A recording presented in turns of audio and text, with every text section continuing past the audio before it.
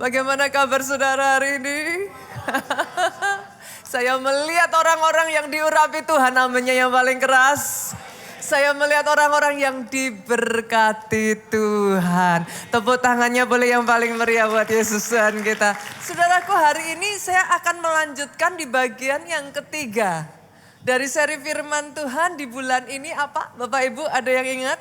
Enlarge. Enlarge, Tuhan mau engkau diperbesar. Dan pada bagian yang ketiga ini saudaraku, saya mau membagikan satu rahasia yang mendatangkan enlargement. Rahasia senjata yang Tuhan berikan atas hidup kita, Pak. Tapi banyak enggak disadari. Hari ini saya akan beri judul firman Tuhan, Time to break forth. Saya menggunakan satu kata yang mungkin banyak di antara saudara enggak familiar. Instead of saya pakai breakthrough, saya pakai break forth. Karena kata ini punya meaning yang berbeda, Bu. Nanti saya akan tunjukkan kepada saudara. Saya ajak kita baca lebih dulu yuk dari Yesaya pasalnya yang ke-54 Bapak Ibu. Ayatnya yang kedua sampai yang ketiga. Yang sudah ketemu boleh katakan amin. Yang ketemunya karena lihat ke depan bilang amin juga. Saya bacakan ya. Lapangkanlah tempat kemahmu. Saudara jangan tercampur ya. Lapangkan tempat kemah ini bicara teritorinya. Bukan kemahnya loh. Tapi tempat kemah ini tanahnya. Groundnya. Yang disuruh gedein. Baru yang berikutnya dan bentangkan tenda tempat kediamanmu. Ini baru kemahnya. Make sense ya saudaraku? Kemah itu didirikan di atas tanah. Nah kalau yang pertama tadi disuruh gedein itu tanahnya gitu. Teritorinya harus digedein. Tapi yang kedua bentangkan tendanya. Jadi bukan hanya teritorinya digedein, tapi tenda tempat engkau berdiam diri itu juga harus dibentangkan, digedein. Janganlah menghematnya, panjangkanlah tali-tali kemahmu. Kalau saudara mau gedein tenda, nggak bisa cuman gedein tendanya doang Bapak Ibu. Banyak orang berpikir saya mau gedein tenda, ya tendanya aja digedein. Kalau enggak dipanjangin itu tali-talinya gimana tendanya bisa gede. Make sense Bapak Ibu? Jadi harus dipanjangkan tuh tali-talinya gitu. Pancangkan kokoh-kokoh patok-patokmu. Itu yang akan membuat tendanya tetap kuat. Mau digedein segede apa, kalau saudara enggak mastiin patok-patoknya itu dipancangin, dipukul sampai dalam, sampai kuat, itu tenda bisa gede. Tapi tinggal tunggu waktu, hancurlah dia. Oke ya, dari ayat yang kedua ini, kalau saudara memperhatikan kata lapangkanlah, sadarkah saudara, ini adalah sebuah perintah. Ini bukan pilihan Bapak Ibu. Ini tuh bukan Tuhan ngomong, ya kalau mau lapang ya silahkan. Enggak lapang ya enggak apa-apa. No. Tapi Tuhan ngasih satu perintah, lapangkanlah. Dengan kata lain, Tuhan mau saudara enlarge. Diperbesar. Itu yang Tuhan mau jadi atas hidupmu. Pertanyaannya, kenapa? Kenapa Tuhan mau itu? Ayat yang ketiga di bawahnya dilanjutkan, sebab. Ini kenapanya? Sebab engkau akan mengembang ke kanan dan ke kiri. Tuhan ngasih tahu kepada setiap kita ini enggak pernah boleh stuck. Sebab keturunanmu akan memperoleh tempat bangsa-bangsa, jangan egois. Jangan hidup untuk dirimu sendiri. Setelah engkau, apa yang kau tabur, itu akan menentukan nanti keturunan di bawahmu. Yang sepakat katakan amin. Jadi engkau tidak berjuang untuk dirimu sendiri. Tuhan ngomong, ketika itu terjadi nanti keturunanmu itu akan memperoleh tempat bangsa-bangsa. Dan keturunanmu akan mendiami kota-kota yang sunyi. Artinya yang tadinya enggak ada penduduknya, yang tadinya itu ditinggalkan, itu nanti warisannya anak-anak cucumu.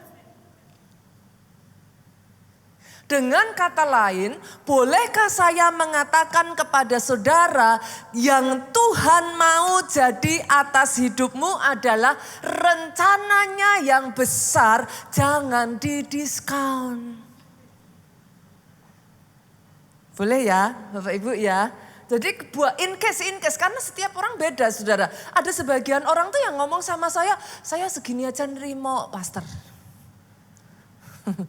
Saya udah gak usah aneh-aneh pastor. Udah, memangnya kenapa kok saya harus besar? Karena memang rencananya besar. Jangan didiskon. Dia mau engkau jadi besar. Itunya tangkap dulu ya Bapak Ibu. Saya lanjutkan boleh? Di ayat yang ketiga tadi kalau saudara melihat sebab engkau akan mengembang. Kata mengembang kalau kita belajar bahasa Indonesia itu dari kata dasar kembang Bapak Ibu. Betul ya? Kembang itu kalau dalam kita bahasa Jawa kalau kita ngerti ya saudaraku bahasa Jawa. Kembang itu artinya apa Bapak Ibu? Nah bunga.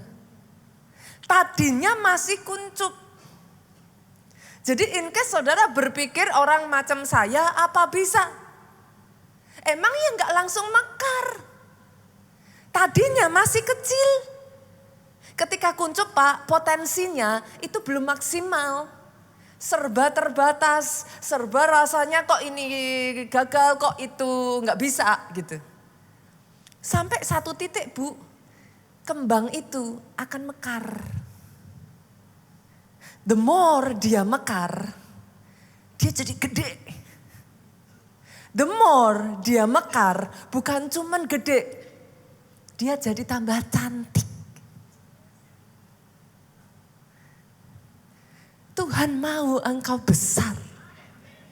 Dia melihatnya cantik. Dan bunga itu ketika dia kembang itu ketika dia mekar tambah besar. Coba saudara coba cium. Tambah harum. Jadi bukan instead saudara berpikir ngapain sih saya begini? Ingat ini saudaraku, ini banyak orang Kristen tuh lupa. Kadang kita tuh berpikir dunia itu hanya berputar di sekeliling kita. No. It's not only about you. Tapi dia punya agenda atas hidupmu. Itu yang harus dijadikan. Bunga mekar, baunya harum. Bukan engkau yang menikmati, tapi orang yang ada di sekelilingmu yang bisa merasakan dampaknya. Itu sebabnya dia mau engkau enlarge. Hari ini izinkan saya perkatakan ini ya Bapak Ibu di tempat ini ya. It is time to break forth. Tangkap itu dengan iman. Ada orang-orang di tempat ini yang saya perkatakan atas hidupmu. Karirmu akan break forth. Ada orang-orang di tempat ini saya perkatakan saudaraku. Bisnismu, usahamu, pekerjaanmu break forth. Saya perkatakan bahkan saudara influence-mu, dampakmu break forth. Saya boleh katakan ini juga, pelayananmu, kelompok selmu, departemen tempat engkau melayani, mengalami break forth. Tepuk tangannya boleh yang paling meriah buat Yesus Tuhan kita. Sementara itu terjadi, jangan nyaman. Jangan nyaman. Manusia ini seringnya benar-benar saudara. Ngerasa gak sih kita tuh egois banget gitu. Saudara berjuang dengan tujuan apa? Supaya nyaman. But it's not. Bukan itu. Makanya seringkali Firman ngomong, jalanku bukan jalanmu, pikiranku bukan pikiranmu. Ikuti pikirannya dia. Ketika saudara di enlarge adalah supaya saudara membawa dampakmu itu menyedot orang-orang yang lain. Untuk mereka juga dibawa, jiwa-jiwa itu diajak. Senggol kiri kanan, gak zamannya lagi ke gereja sendirian. Ajak dong. Lihat dong sekeliling yang butuh, siapa yang sedang membutuhkan firman. Dengan tujuan apa? Yang di Breakford bukan cuma saudara. Mereka juga ngalami transformasi. Hidupnya diubahkan. Mereka juga ngalami pemulihan. Kalau enggak hati-hati zaman sekarang anak Tuhan kalau disuruh ngajak malah jawabannya sungkan pastor. Sibuk pastor.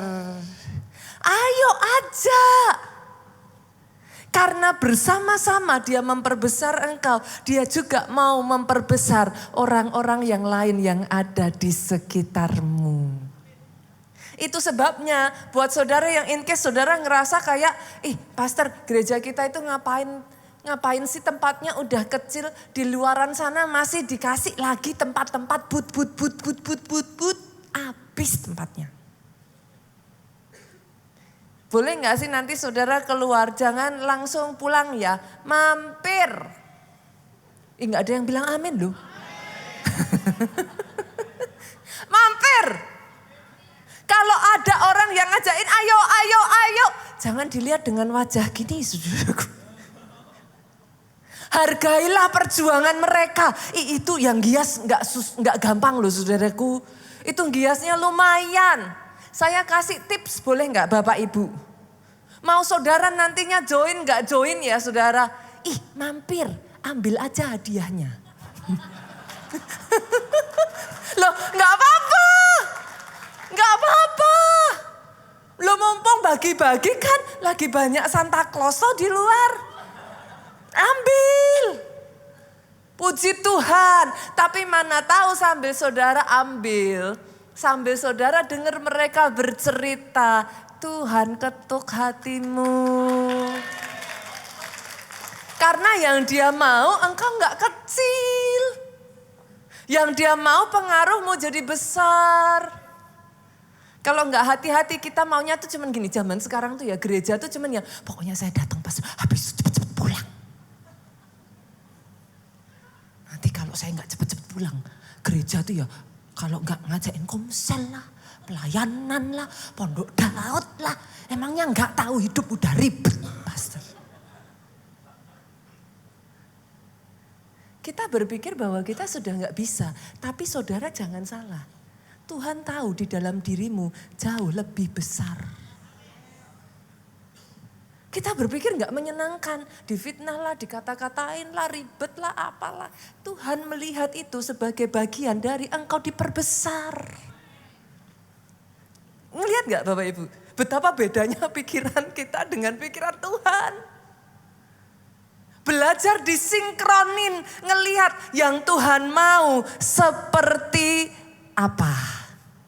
Nah saya tarik lagi ya, biar saya nggak berlama-lama di sini. Ayat 3 tadi saudaraku, dalam bahasa Inggrisnya itu dikatakan begini, for thou, ini terjemahan King James ya. King James itu bahasanya rada-rada yang kayak puitis gitu saudaraku. For thou shall break forth on the right hand, ini multimedia boleh dimunculin ya, supaya jemaat bisa ngerti nih terjemahannya KJV-nya. On the right hand and on the left, and thy seed shall inherit the Gentiles and makes the desolate cities to be inhabited. Di sana dikatakanlah shall break forth. Makanya saya pakai kata break forth, saudaraku. Bukan breakthrough.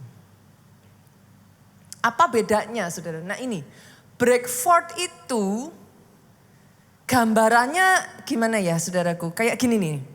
Break forth itu kayak menerobos keluar gitu. Almost kayak ledakan keluar gitu. Sesuatu yang tadinya belum muncul terus tiba-tiba tuh kayak gitu. Nah, kayak semacam kayak gitu. Sesuatu yang tadinya masih tersembunyi, sesuatu yang tadinya masih kayak tidak terlihat, tiba-tiba ketika dia muncul, munculnya tiba-tiba begitu muncul terjadi seperti kayak ledakan yang besar gitu. Mungkin gambaran yang paling ini mungkin dari multimedia kemarin saya minta untuk dicariin saudara. Tapi saudara mungkin jarang lihat ya. Pernah nggak memperhatikan saudara tunas itu ketika keluar dari tanah. Itu sebenarnya kata yang dipakai break forth. Gitu. Kenapa? Tunas boleh dimunculin nggak multimedia? Nah coba yuk ini video soalnya saudaraku. Saudara melihat ya pertama dia akan turun ke bawah tuh. Tapi setelah dia turun ke bawah kekuatannya, nah dia break forth itu kayak gitu Bapak Ibu. Yang berikutnya boleh, ini yang lebih kelihatan seperti air yang dibuka tuh dari bendungan. Ini boleh dimunculin ya, multimedia. Ada yang ini jangan dihilangin suaranya, soalnya suaranya seru saya suka. Tapi nggak tahu udah terlanjur dihilangin belum. Nanti yang ibadah berikutnya yang ini suaranya jangan dihilangin kalau bisa. Soalnya kalau nggak ada suaranya, yang ini nggak seru sama sekali Bapak Ibu. Nah ini saudara lihat ya, ini bendungan yang udah nggak pernah dibuka selama 50 tahun saudara. Nanti ketika saudara melihat, dia itu mulai terbuka. Coba saudara perhatiin ya. Saudara perhatian ini agak lama, makanya saya bilang kalau nggak ada suaranya nggak seru. Nah lihat, break forth tuh kayak gitu tuh Bapak Ibu. Gitu. Itu tiba-tiba kayak ledakan kayak gitu. Itu namanya break forth itu kayak gitu Bapak Ibu. Makanya saya nggak pakai kata breakthrough. Emang beda. Meaningnya itu beda. Slightly different.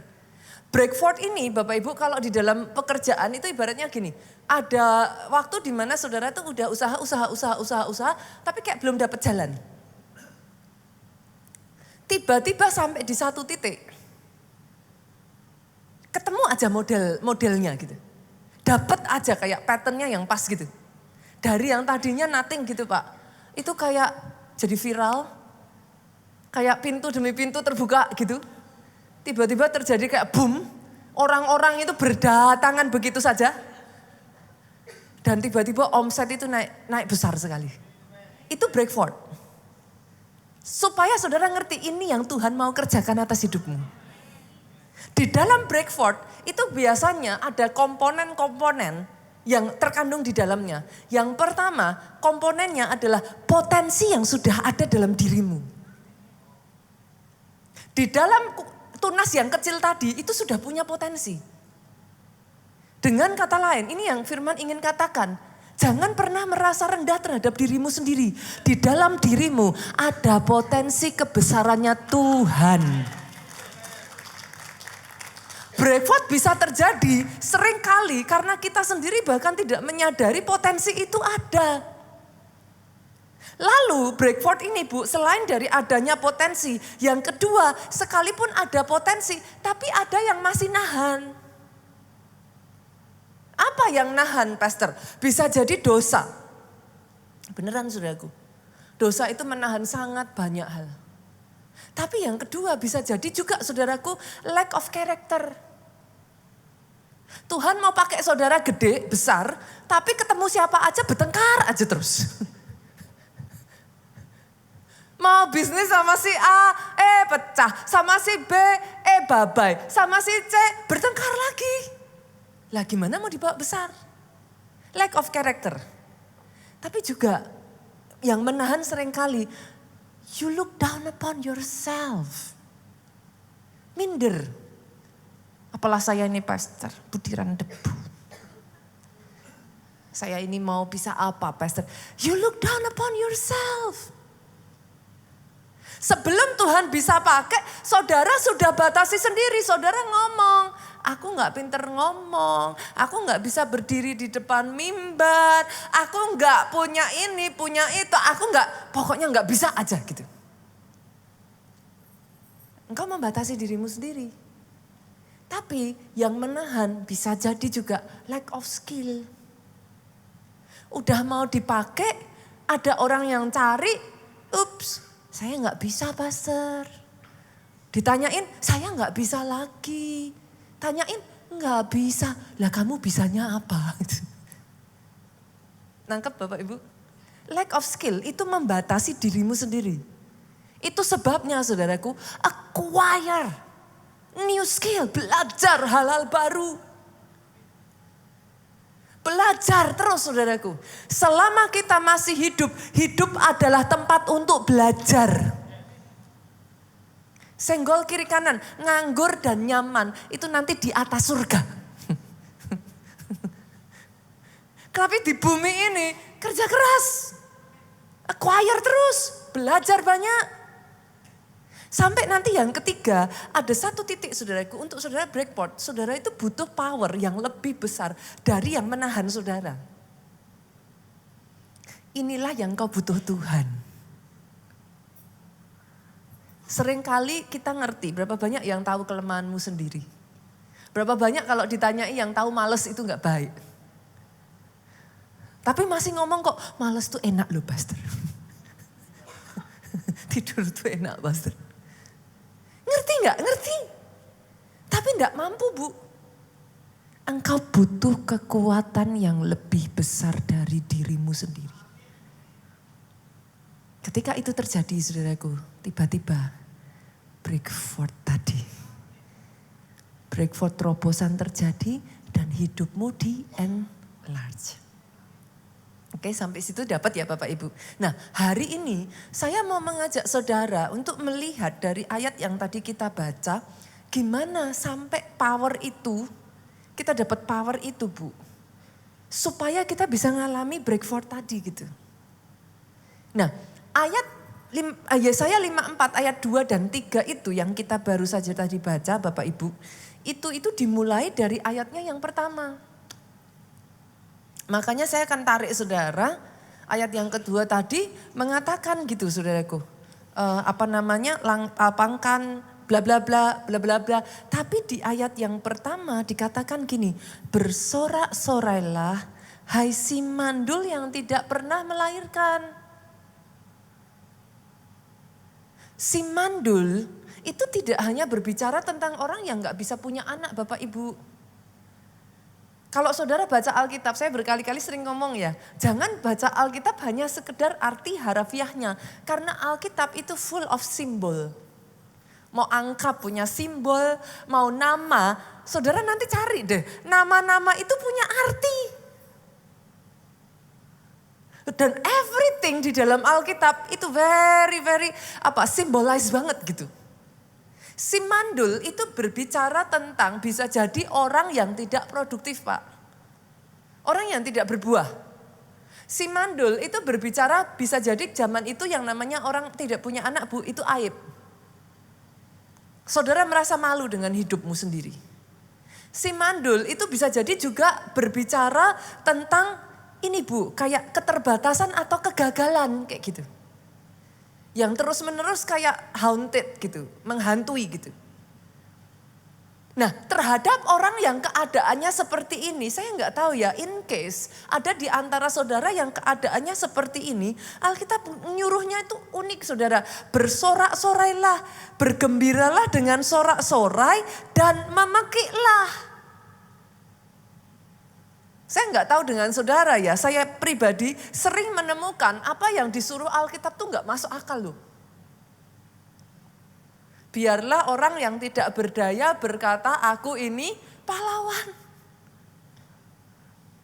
Nggak masuk akal. Biarlah orang yang lemah berkata aku ini kuat. Pastor ya ampun orang udah kondisi kayak gitu kok malah disuruh bersorak-sorai, bergembira. Itu masuk akalnya di mana?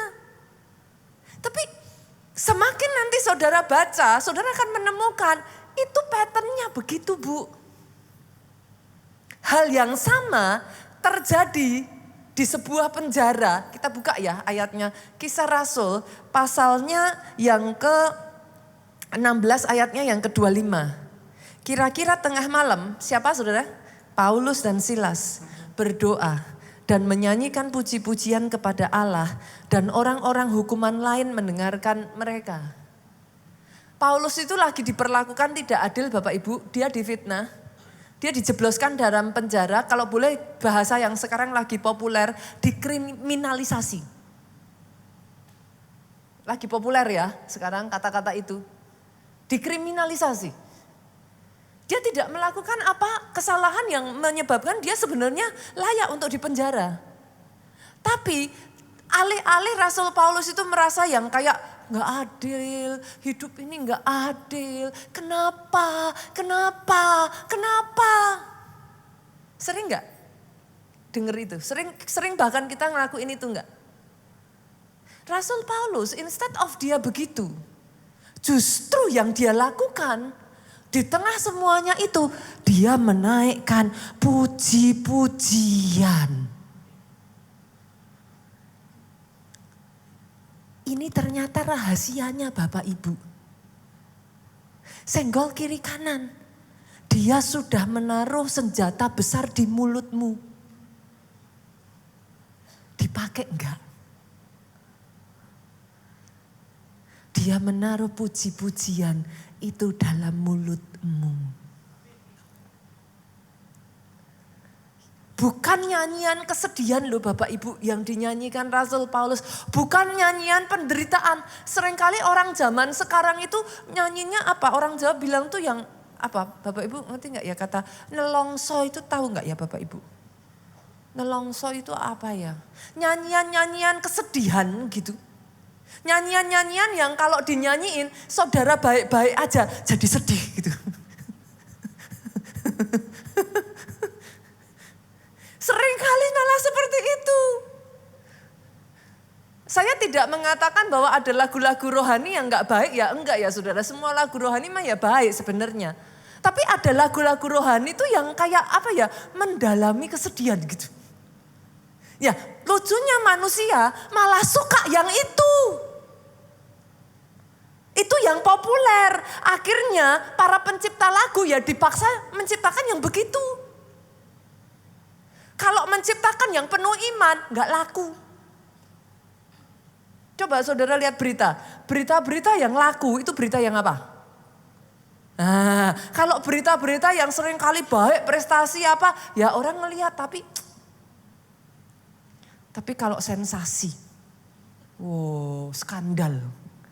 Nah justru orang tuh maunya yang begitu. Tapi Rasul Paulus di tengah semua penderitaan, ketidakadilan, perlakuan yang tidak baik Bapak Ibu. Rasul Paulus itu tidak tenggelam dalam penderitaan. Tidak kemudian menghayati yang dia ini kan gitu alami. Tapi Alkitab mencatat ayat yang ketiga ini Bapak Ibu. Break forth. Sorry, kok ayat yang ketiga? Ayat yang pertama saudaraku. Kalau ayat yang ketiga tadi break forth on the right and on the left. Lucunya ayat yang pertama dikatakan gini. Sing o barren. Nyanyi. Engkau yang mandul. Nyanyi. Nyanyi apa? Nyanyi apa saudara? Coba lihat.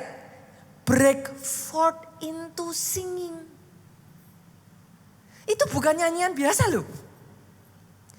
Itu nyanyian yang dari dalam hati sekalipun engkau sesek saudara. Tapi kau ngomong aku punya Tuhan yang besar. Sekalipun sambil nyanyinya netes tuh air mata. Tapi itu nyanyian yang seperti itu keluar dari hati yang terdalam Pak. Lahir dari seruan. Itu justru kena di hatinya Tuhan. Rahasia yang terjadi ini ada dua break forth saudara. Di ayat yang pertama break forth into sing. Ayat yang ketiga, break forth on the left and on the right. Maksudnya gimana Pastor? Banyak orang maunya break forth on the left and on the right dulu. Mana kapan katanya enlarge. Pastor bilang enlarge, mana enlarge-nya? Kan gitu. Orang zaman sekarang maunya instan dan maunya cepat ngeliat. Makanya kalau saudara datang ke dokter, kadangkala dikasih dokter obatnya yang keras. Kenapa? Biar balik lagi. Lah kalau enggak sembuh-sembuh, saudara bilang ini dokter enggak pinter ini. Dokternya enggak pinter. Belum tentu. Tapi kadang zaman sekarang manusia maunya yang instan, yang cepat gitu. Kalau cepat sembuh, saudara bilang, oh ini berarti bagus. Enggak juga, saudara. Efeknya kan dampaknya belum tentu baik. Saudara kasih antibiotik terus, padahal sebenarnya enggak membutuhkan kan enggak baik juga gitu. Nah, karena orang mau instan, orang tuh maunya gini. Keluar dulu gitu, lihat dulu hasilnya, lihat di depan mata dulu. Tapi firman Tuhan minggu lalu ngomong, no, expand-nya from within. Ketika hatimu itu sudah bisa menyerukan keluar, saudaraku, break forth into singing itu. Disitulah break forth on the left and on the right terjadi. Itu saudara again and again ya akan melihat patternnya itu. Barang siapa minta percaya dia sudah menerimanya, maka dia akan menerimanya. Itu patternnya selalu gitu. Jadi bukan saudara terima dulu, terus saudara percaya. Orang Kristen kan maunya gitu. Lihat dulu, baru percaya. Yesus ngomong, berbahagialah orang yang tidak melihat namun percaya. Patternnya selalu gitu Bapak Ibu. Itu juga saudaraku yang dialami, kalau saudara lihat ya Mazmur 98 ayat 1 sampai 2 saya jam ayat 4 sampai 6. Nyanyikanlah nyanyian baru bagi Tuhan. Sebab ia telah melakukan perbuatan-perbuatan yang ajaib. Keselamatan telah dikerjakan kepadanya. Perhatikan saudaraku.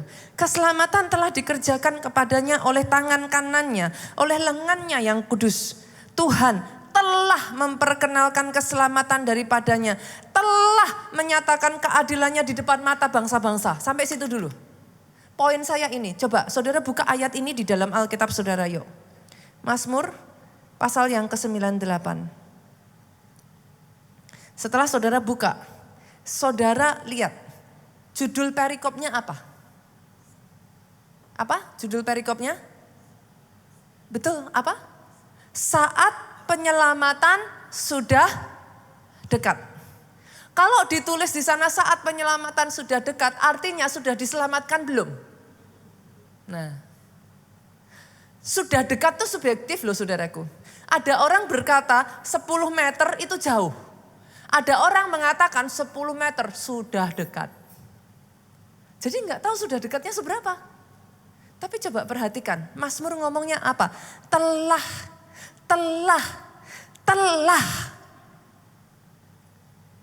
Jadi posisinya belum. Keselamatan, pertolongan itu belum datang.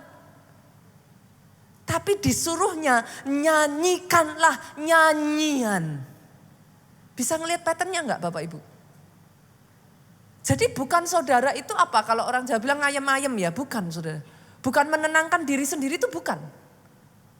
Tapi memang jenis nyanyian yang break forth into singing itu enggak ada bedanya seperti deklarasi profetik. Belum terjadi. Tapi ngomongnya nih ayat 4, bersorak-soraklah bagi Tuhan hai seluruh bumi. Bergembiralah, bersorak-sorailah, bermasmurlah bagi Tuhan dengan kecapi dan lagu yang nyaring. Dengan nafiri, sangkakala. Itu disuruhnya seperti itu Bapak Ibu. Buat sebagian dari kita kalau belum lihat kita nggak mau ngomong. Buat sebagian dari kita kalau belum ngalami kita nangis, kita sedih, kita down, kita terpuruk. Sejak dari hari ini saya perkatakan ya saudaraku, ubah polamu. Ikuti polanya Tuhan. Patternnya Tuhan belum lihat tapi percaya. Belum dapat pertolongannya tapi sudah ngucap syukur dulu. Saya kasih contoh lagi boleh Bapak Ibu? Supaya saudara tuh lebih, oke, benar, patternnya tuh seperti itu. Lihat Daud ya saudara. Kita lihat ya, 2 Samuel 6 ayat 14 sampai 15. Dan Daud menari-nari di hadapan Tuhan dengan sekuat tenaga. Ia berbaju efod dari kain lenan. Daud dan seluruh orang Israel mengangkut tabut itu dengan diiringi sorak dan bunyi sangkakala. Nah, banyak orang tuh berpikir apa yang dilakukan Daud ini gila Bapak Ibu. Banyak orang bahkan like not paying attention gitu. Tapi in case buat saudara yang tahu ceritanya, itu tuh Daud udah pernah mau bawa si tabut tapi gagal. Usah disamber, matilah. Daud shock, kaget dia, kok gitu. Akhirnya si tabut ini ditaruhlah di rumahnya Obed Edom. Tapi lucunya ketika tabut ini ditaruh di rumah Obed Edom, Obed Edom diberkati Tuhan luar biasa saudaraku. Daud jadi kayak, gimana ya caranya bawa nih tabut ke Yerusalem gitu. Daud menyadari, banyak orang Kristen gak menyadari pentingnya tabut perjanjian itu dalam hidupmu. Banyak orang Kristen menjadikan itu secondary. Kalau kerja, saudara harus bangun tiap hari. Betul? Kalau sekolah, saudara paksa anak saudara tiap hari. Tapi kalau memuji dan menyembah Tuhan, nanti dulu kalau ada waktu. Tuhan Maha tahu kok pastor, Tuhan sayang sama saya, Tuhan ngerti hati saya. Saya sering khotbah, sering ngomongin ini gitu. Lah kapan kita ngerti hatinya Tuhan gitu. Tuhan disuruh terus ngerti hatinya kita aja. Tapi kapan kita yang ngerti hatinya Tuhan? Padahal Tuhan ngomong, orang yang mengasihi aku, taati, lakukan seluruh perintahku. Nah, susah toh jadian. Punya Tuhan yang bahasa kasihnya obedient. Jadi memang begitu Tuhan saudaraku. Kalau saudara merhatikan, saya tarik, saya bawa. Boleh enggak Alkitabnya dibuka supaya nanti saudara nangkep yang saya maksudkan. Pasal 6, saudara 2 Samuel 6. Dibuka aja saudaraku, dibuka. Sekali-kali buka Alkitab saudara, biar enggak kaku. 2 Samuel pasalnya yang 6 tadi. Pakai HP enggak apa-apa. Saudara lihat tabut dipindahkan ke Yerusalem. Oke ya, itu perikopnya. Saya bawa turun ke bawah boleh enggak saudaraku? 2 Samuel pasalnya yang ke-7. Saudara klik anak panah yang ada di bawah itu. Apa yang saudara lihat di sana? Pasal 7, perikopnya. Janji Tuhan mengenai keluarga dan kerajaan Daud. Jadi di pasal yang ke-6, tabut perjanjian dibawa. Di pasal yang ke-6, Daud menari dan memuji Tuhan dengan sekuat tenaga. Di pasal yang ke-7, Tuhan memberikan janji kepada Daud bahwa engkau dan kerajaanmu akan kokoh selama-lamanya. Saya tarik lagi ya, di perikopnya lagi yang pasal ke-8 lihat. Di situ saudara akan dapatin perikopnya apa? Kemenangan Daud. Pastor, jangan-jangan itu cocokologi. Di Alkitab mah saudara kalau mau ngomong gitu ya semua juga jadi cocokologi saudaraku. Emang Alkitab itu sangat banyak ininya, simbol dan terminologinya. Itu kayak, makanya buat saya itu paling senang saudara. Kenapa? Itu tuh kayak nemuin pasal-pasal tuh. Seru gitu. Ih gitu. Nanti ketika dibukakan, itu kita kayak, iya juga ya. Oh gitu tuh. Saudara. Boleh nggak saya tarik kayak gini understandingnya? Worship, pasal 6. Menarik favor, pasal 7. Janji diberikan. Worship yang menarik favor itu Pak, membuat pasal 8 expansion terjadi. Saya tidak mengatakan saudara nggak berusaha loh. Tadi saya sudah sampaikan ada banyak hal yang menahan potensi itu. Saya tidak mengatakan saudara nggak harus acquire skill loh. Saya nggak mengatakan bahwa saudara nggak harus belajar loh. Tapi sadari, engkau butuh kekuatan yang melampaui dirimu untuk break forth. Tunas kecil tadi butuh kekuatan yang melampaui dirinya. Untuk break forth. Supaya engkau bisa dapatkan power itu. Tuhan sudah titipkan satu senjata di dalam dirimu. Pujian, penyembahan. Ada kuasa dalam pujian. Pujian, penyembahan. Ternyata menarik kuasa Tuhan bekerja atas hidupmu. Jadi jangan take it for granted Bapak Ibu. Jangan diremehkan. Buat saudara yang selalu gak punya waktu untuk pujian penyembahan. Itu jadi gaya hidup loh Bapak Ibu. Coba tuh datang hari Minggu. Masih pujian. Gak apa-apa masih pujian. Belum firman. Kita belum terlambat. Tuh kan. Udah cuman 2 jam masih didiskon. Datang pas firman. Twing. Tahukah saudara, pujian penyembahan di saat sebelum firman itu menarik the presence of God untuk hadir.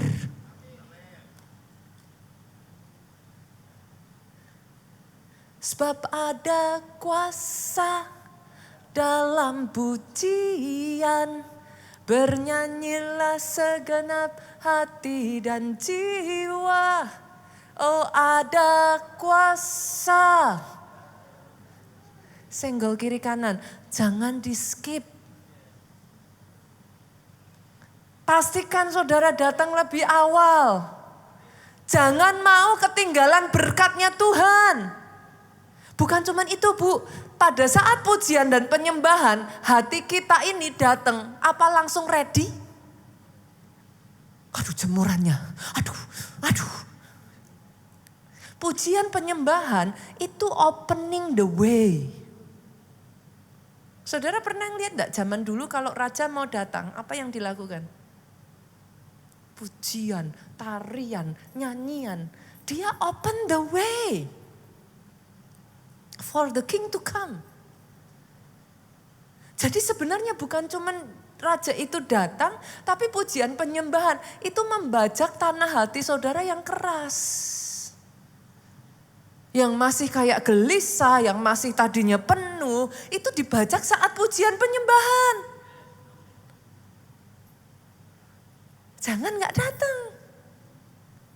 Itu yang membukakan hati saudara sehingga ketika firman itu masuk, dia gak masuk telinga kanan, keluar telinga kiri. Apalagi masuk telinga kanan, mental lagi ke telinga kanan saudaraku. Ketika dia masuk ke telinga saudara, dia turun tuh ke hati. Karena tanahnya subur, tumbuhlah tuh benihnya. Nah, itu pekerjaannya si pujian penyembahan. Bukan hanya di ibadah Bapak Ibu, pujian penyembahan bawa itu di komsel. Aminnya yang paling keras. Buat apa pastor? Itu kan hari Minggu. Kalau komsel ya kita sharing aja. Komsel kita ketawa-tawa aja. Pujian penyembahan mah gak penting. Habis-habisin waktu. Salah Bapak Ibu. Tahukah saudara? Nih ya buka ya saudaraku. Kisah Rasul 12. Ayat 12. Lihat saudaraku. Komsel itu sangat penting sekali. Besar sekali saudaraku manfaatnya. Dan setelah berpikir sebentar. Pergilah ia ke rumah Maria. Ibu Yohanes yang disebut juga Markus. Maria itu ibunya siapa? Yohanes yang disebut juga Markus. Kenapa kok dia pergi ke sana saudaraku? Di situ orang banyak berkumpul dan apa saudaraku? Nah berdoa. Jadi ini posisinya ketika Petrus bebas dari penjara. Dia lari saudaraku, dia bingung mau kemana. Dia ingat tuh di rumahnya si Maria ada komsel. Setiap kali komsel ada satu anak yang awalnya dia gak suka, awalnya dia reluctant, awalnya dia merasa ngapain sih ini orang. Tapi karena terus rumah mamanya dipakai, akhirnya anak ini dipakai Tuhan. Bersama-sama melayani. Markus, masih ingat kisahnya? Dia berproses, yes. Sempat ngalami pisah jalan, yes. Tapi dia terus bertumbuh sampai akhirnya disuruh Paulus manggil karena pelayanannya dibutuhkan. Kenapa? Komsel. Senggol kiri kanan jangan diremehkan komsel. Pujian penyembahan di komsel jangan diremehkan. Saat saudara pulang kerja, datang komsel, udah ngos-ngosan capek dengar pujian penyembahan, bisa nangis tuh saudaraku. Itu tiba-tiba kayak ada kelegaan, tiba-tiba ada yang terangkat gitu. Jangan diremehkan. Pondok Daud, pujian penyembahan. Masih ingat gak gereja kita dapat rema Pondok Daud? Setelah itu apa yang terjadi? 2019 banjir mujizat. Banyak orang datang Pondok Daud bukan minta apa-apa sama Tuhan, cuman mau nyembah, cuman merasa kayak enggak kuat aja, kepengen datang dapat hadirat Tuhan. Kalau di rumah sendiri enggak bisa tahan lama, enggak ngerti mau nyanyi apa. Tapi kalau di Pondok Daud kayak ada temennya banyak gitu Bu. Tapi tanpa dia sadari tiba-tiba Tuhan kerjakan aja mujizat, tanpa dia sadari sesuatu terjadi. Banyak kisah kejadian mujizat terjadi dari Pondok Daud Bapak Ibu. Dan yang terakhir, yang keempat. Boleh gak sih jangan nunggu ibadah, jangan nunggu komsel, jangan nunggu Pondok Daud. Jadikan pujian penyembahan itu gaya hidup. Jadi kemanapun saudara pergi, Tuhan itu hadir. Saudara bikin deal bisnis, Tuhan ada. Saudara kerja, Tuhan ada. Saudara di rumah masak, membesarkan anak-anak, Tuhan ada. It becomes a habit, a lifestyle. Saya jujur saudaraku pernah ceritakan ini kepada saudara. Saya melihat itu dalam kehidupan anak saya. Saya tuh sampai gimana cara ngomongnya ya saudaraku. Saya ini pendeta tapi setiap kali saya melihat anak saya, jujur loh saudaraku. Itu membuat saya itu jadi kayak gimana. Bukan karena dia jauh saya kangen. Tapi saya tuh ngerasa, saya pikir cuman saya sendiri gitu. Tapi pujian penyembahan itu menarik. Atmosfernya tuh jadi adem. Kebayang gak sih rumah saudara isinya cuman berantem terus. Itu panas loh saudara. Tapi kalau isinya pujian penyembahan, atmosfernya tuh adem. Jadi bawaannya anak saya itu kemana-mana tuh kayak happy aja terus saudaraku. Saya tuh pernah satu kali saya tuh jengkel gitu. Cici ini kita tuh udah harus cepet-cepet loh. Kamu tuh kok masih ini gitu. Dengan kusyuk dia menyembah saudaraku. Saya tuh udah yang ayo cepet cici. Wait mami, I need it. Saya tuh bisa melihat itu bagian dari dirinya dia. Yang dia tuh gak mau lepas gitu. Dia kayak establish sebuah habit. Intinya bangun tidur dia harus muji nyembah Tuhan dulu. Mau tidur dia harus muji nyembah Tuhan lagi. Dia harus buka Alkitabnya. Dia renungkan firman itu. Itu tuh sesuatu yang saya sendiri tuh juga sampai bingung saudaraku. Everywhere she goes. Dia itu kayak santai, dia duduk gak ada kerjaan gitu. Instead of buka HP, dia bawa Alkitab kecil saudara segini. Dibaca doang aja sama dia. Tapi yang really saya notice, kemarin saya juga sudah saksikan. Waktu anak saya ngalami lulus hanya dalam waktu kurang dari 2 tahun ya. 1 year 9 months kayak gitu. 1 tahun 9 bulan. Dari sekolah yang benar-benar multimedia. Boleh dong? Teman-teman di multimedia. Nah, saya itu benar-benar ngerasa kayak saudaraku ya? Takjub gitu. Kenapa saya takjub? Ya hitam di atas putih itu can be done, tapi kalau bukan pertolongan Tuhan, dia rebutan ya nggak dapat gitu pelajarannya. Tapi somehow she can do it gitu. Dia punya banyak kelemahan Bapak Ibu. Kadang saya sebagai orang tua aja gemes, pengen saya cekik gitu. Cici gitu kan. Tapi saya melihat sendiri dengan mata kepala saya saudara. Dengan semua kelemahannya itu, tangan Tuhan nyata dan selalu menolong dia. Saya tidak mengekskuse kelemahannya. Saya tidak mengatakan bahwa kelemahannya itu terus kemudian dibiarkan. Harus berkembang, iya. Tapi saya cannot deny the hand of God is there. Satu yang saya notice dari anak saya ini saudara. Saya melihat itu. Gaya hidup menyembah. every single time. Dia tuh bisa di mobil nyanyi, kemana nyanyi. Kayak orang India tuh loh. Apa-apa nyanyi. Tapi somehow kalau ada dia, suasana tuh adem. Kita yang udah marah-marah, dia, are you angry mommy? Nanti dia nyanyi. ya kalau mau dibilang kadang ya jengkel, pengennya nyekek gitu. Tapi setelah saya renungkan sekian waktu, dia membawa sebuah gaya hidup yang menghadirkan Tuhan di sana. Dan dari semua usaha yang dia kerjakan, somehow the blessing of God is upon her.